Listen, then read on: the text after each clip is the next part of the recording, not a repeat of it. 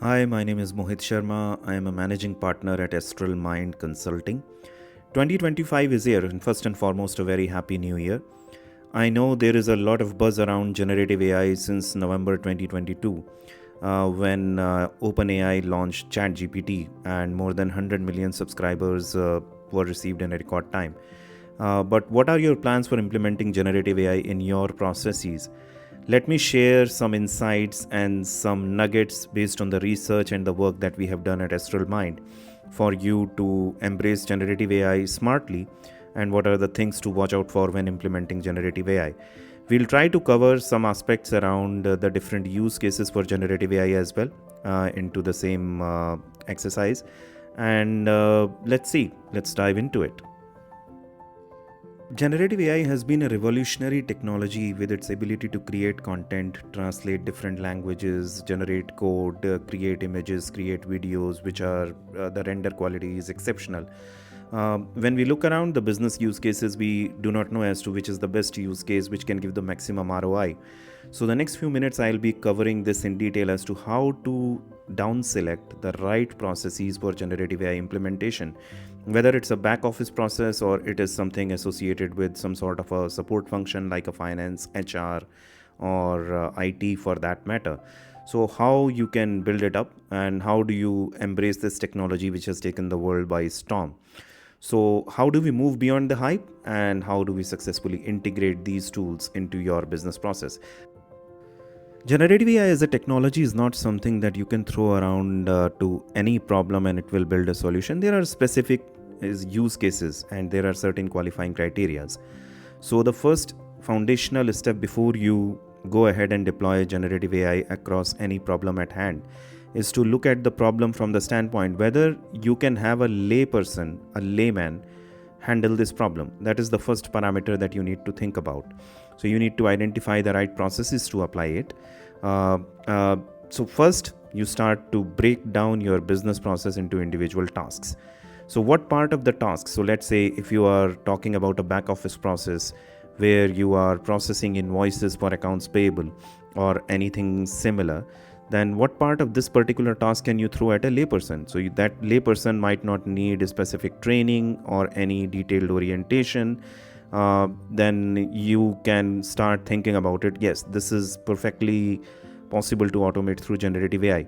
We will be covering some aspects like the risks associated with generative AI and what kind of things you need to watch out for when implementing generative AI. But the first step is to break it down into individual tasks, then look at the task through the lens of the equation. So, currently, what is it costing you to perform that task in business as usual? There is a very interesting service introduction that we have on activity based costing, which talks about how you can break down the last cost component, how you can break it down to the last cost unit for each particular activity. So just to take as an example, so let's say if your process steps for invoice processing for suppliers include receiving the invoice, basically scanning the invoice, ingesting the content of the invoice, then converting the content into metadata, finding the right line items to match the invoice onto the ERP, and then pushing the invoice into the ERP system. Let's say these are the different steps that you have.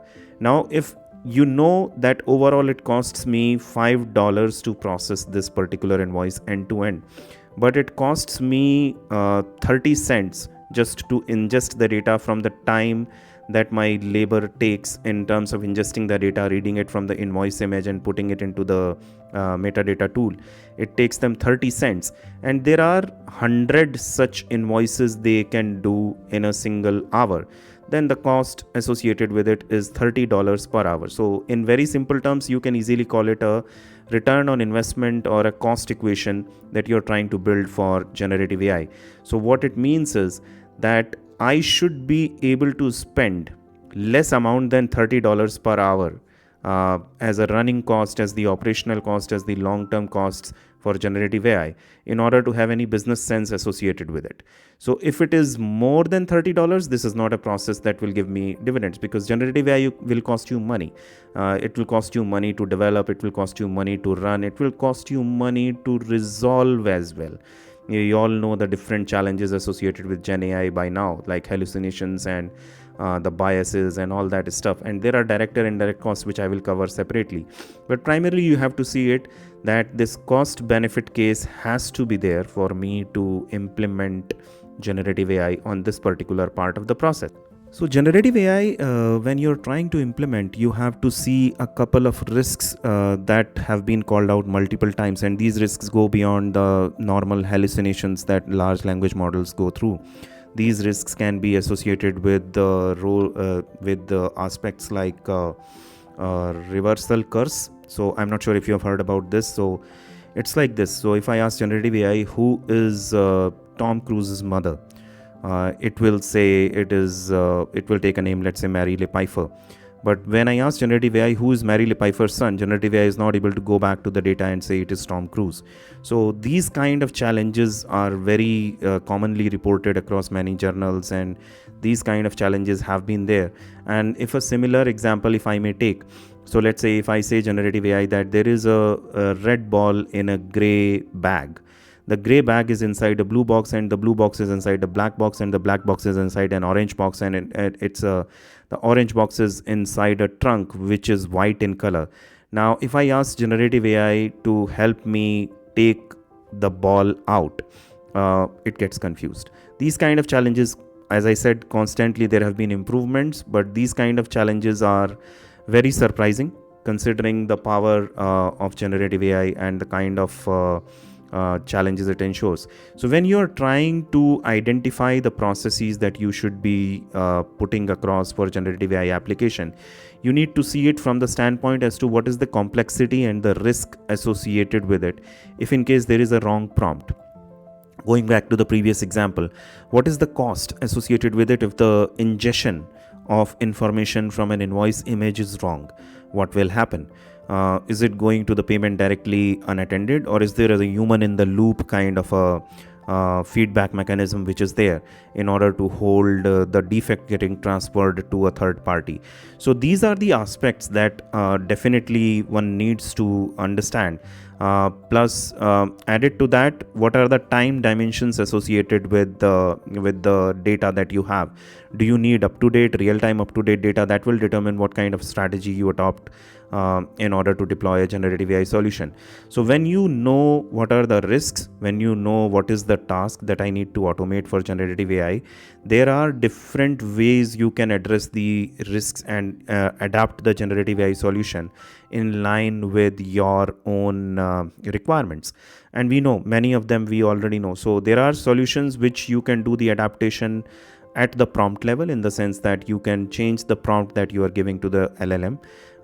Let's say prompt engineering is one such technique. So you are crafting precise instructions, but this is dependent on the user base. If you have a very large user base, the expectation would be you would have to curate these prompts for such a large user base where you are trying to deploy generative AI. This is typically a scenario, as I said, can a layman do the task? Can a layperson do the task? So if there is some review that the generative AI has to read, if there is some sort of a data capture, summarize, these kind of tasks, yes, you can set it up. But if there is some complexity associated with tasks, let's say there is a domain expertise or domain knowledge needed for legal, for medical, for financial data, then crafting the prompt becomes an art in itself. And you will have to think about a layer of change management in order to define how your end users will be crafting the prompts for generative AI for it to provide the right answer. The second adaptation technique that we all know is RAG, basically retrieval augmented generation. So this means that we provide the AI access to specific company data or up-to-date information. We define the boundaries of the data. So this acts like a guardrail. This is crucial for tasks which require knowledge beyond the AI's training data cutoff. So if the AI's training data cutoff, like we all know, for OpenAI, it was 2021. This did not help much, and a lot of the things were coming out as hallucinations earlier. Now they have changed it, refreshed it, the number of tokens, the number of parameters, it all has been changing. Now, if you need to build proposals using generative AI, then it has to be very specific to the data set that you curate for your sales practices, your solution fundamentals, your baseline components, your rate cards, and everything. So retrieval augmented generation, again, it's you are defining the boundary at the prompt level, where how this has to go. The third adaptation technique that I would talk about is instruction fine tuning. Okay, so there are numerous ways to do it. One interesting way is that train the AI on specific examples for a particular task domain. So it's a very resource intensive approach, because what you're trying to do here, you will use one large LLM in order to generate some prompts, and use those prompts in order to on a kind of a smaller LLM, more like a filtered approach, in order to train the smaller LLM. So it basically optimizes some resources. It reduces your load from a costing standpoint as well, because it is not resource intensive, and it also gives you the opportunity in order to have more accurate responses. So instruction fine tuning is more of a model level kind of an intervention against a prompt level intervention that earlier too we spoke about. But this is also another thing that you can think and plan about. Now, depending upon the effort that you will go through into these interventions and these adaptations, that will give you an idea how much of effort, energy, cost it will take in order to customize the large language model to basis your needs. And that's why it's an important aspect to cover before we go into a deployment roadmap for generative AI. So there are steps. Once you have selected which is the particular task, what is the business as usual cost of that task, and if that business as usual cost of that task is higher than the overall generative AI cost, which obviously is dependent upon this adaptation techniques, so the selection of adaptation techniques, because not all techniques are born equal. They are different, they cost different amount of effort, different amount of cost. So you need to make those selections before we go to the generative AI deployment roadmap. Once we have the right tasks identified and right adaptation techniques chosen, so there is a typical deployment roadmap is basically very simple. It's 3 phases, I believe. Do not go with a big bang. That is going to have its own set of consequences, which might not be very beneficial from a long-term standpoint for the business. Now, go with the 3-phased structure. So first is obviously the pilot. Go the pilot approach. Start small. Choose a very well-defined use case and leverage a commercial Gen AI application, or build atop an existing LLM platform. And try to deploy it. There are open source options as well, like Llama 3.5, Falcon Mamba 7B, these kind of open source ones. There is another one open source called Molmo, which has shown some phenomenal results of late. So if these applications meet the need, good. If not, then go with a commercial one. Take a cost benefit criteria and plan a pilot. Do it on a small set of transactions for the specific use case. Then the second thing is a robust evaluation process. This is something that I'll be speaking later in detail as well. This is very critical, and most of the times evaluation is something which is not taken seriously when we are trying to embrace technology, and especially when the technology draws a sense of wonder as well, like generative AI. So what are the clear metrics for success in evaluation? Whether you're looking for efficiency gains, you're looking for accuracy, what is the level of accuracy that you need in your outputs? That is also an important factor to consider. So you can combine human evaluation along with automated tests for various different aspects. So there could be component parts which you can put as for a human to evaluate and assess, and there could be component parts for which you can put the AI model itself to evaluate and assess for areas like bias, the relevancy, the tonality, those kind of aspects. Then once you are clear with the pilot results and you have evaluated, set up the evaluation parameters and everything, you can plan to expand the deployment to the wider process. And it's an iterative process, you need to keep in mind. And I keep on repeating this particular statement a lot. AI models especially do not think of them as a plug and play solution. They are not. Okay, so do not think AI model is a plug and play solution. There is a uh, phenomenal amount of customization which an AI model has to go through to deliver results in a real environment, and that is absolutely critical even for generative AI integration as well. So there are some, like many other things in life in general, there are certain specific things that we need to watch out for when deploying generative AI. Some of them we have all heard a lot. Anytime we open up LinkedIn, there is somebody talking about some of them, and there are like very large opinion pieces, and people are getting on a stage and speaking about them. But there are others which are often underrated, and they are often overlooked. They are overlooked, basically. So when we talk about things to watch out for during a Gen AI deployment, hallucination obviously becomes the first one. So what if the generative AI produces incorrect or nonsensical information? Let's say it doesn't produce the same, but during your testing phase or your pilot phase, it is absolutely producing accurate outcomes and you are satisfied. But what if your scenario or your landscape changes in a live environment and it starts producing these kind of hallucinations? What is your backup plan in that kind of an environment? How much it would cost you to correct those? What will be the impact of those? Is there going to be indirect cost associated with these hallucinations, and how you will repair it? So these are the aspects you need to be very careful about. Techniques like retrieval augmented generation can help in reduction of hallucinations, but zero errors have not been guaranteed. The technology is still in its evolution phase, so you need to keep that in mind.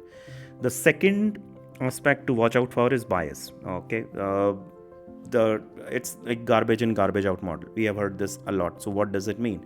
So if the data that we are training these models on has biases inherent in it, then the outputs that this data will produce will have those biases. We all know the classic case study where a certain community was being flagged off as not qualified in a kind of a screening algorithm for recruitment.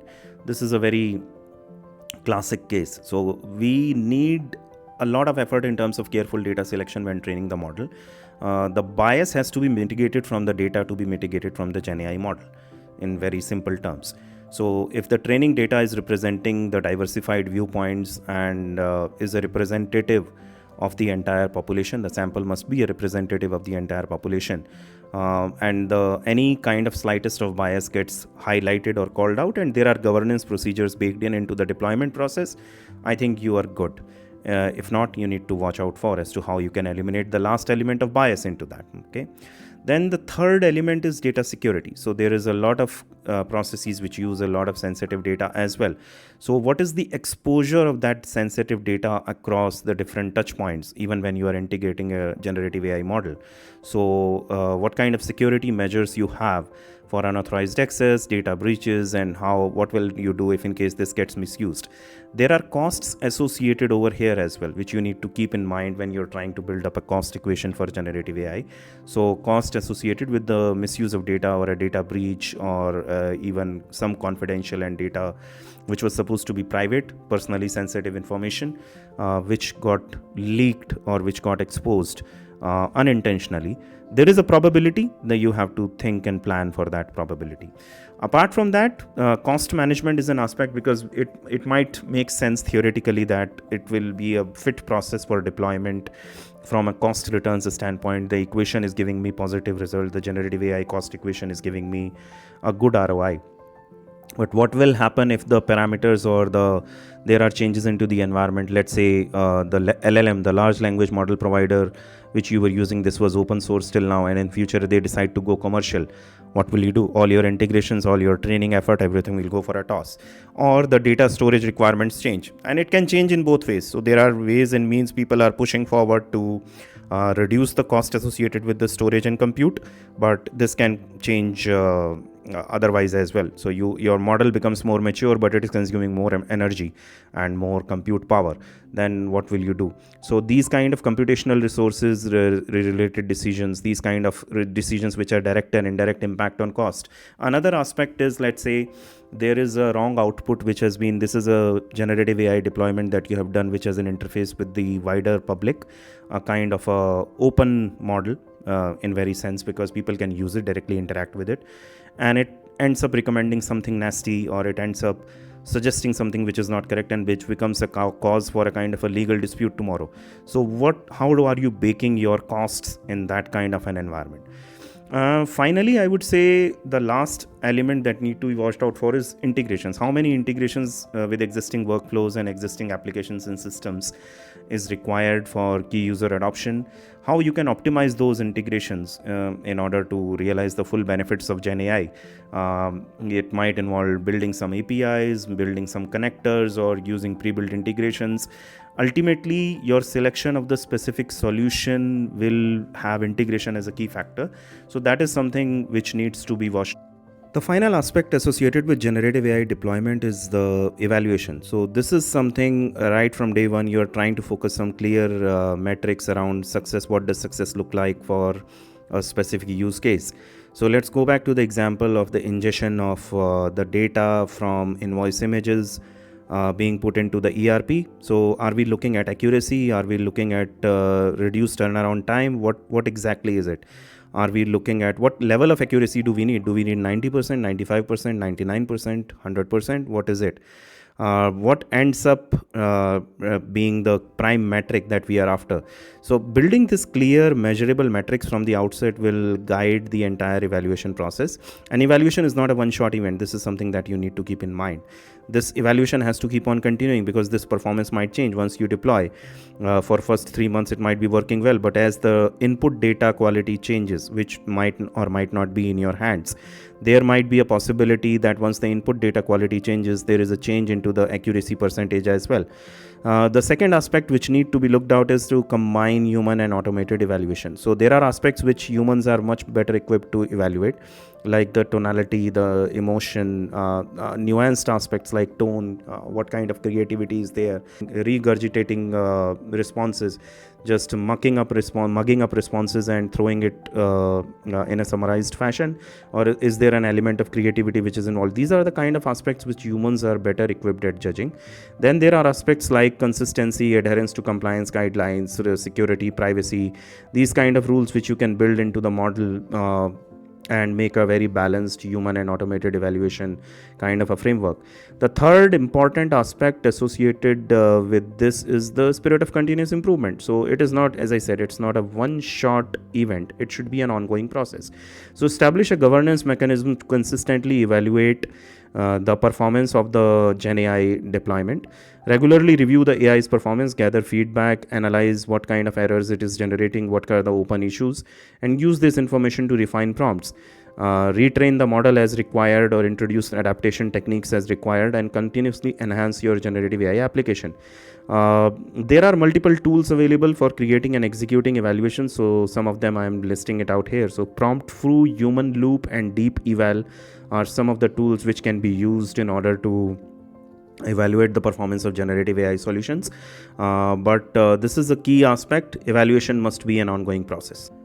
I hope this was a very useful and relevant kind of a framework for you to evaluate your generative AI applications and where to deploy it in 2025. This is less about adopting a technology which is the shiny disco ball of sorts, and it is more about building a business case around a technology adoption, and how do you take the business benefit out of such a kind of a product and make the best use of it.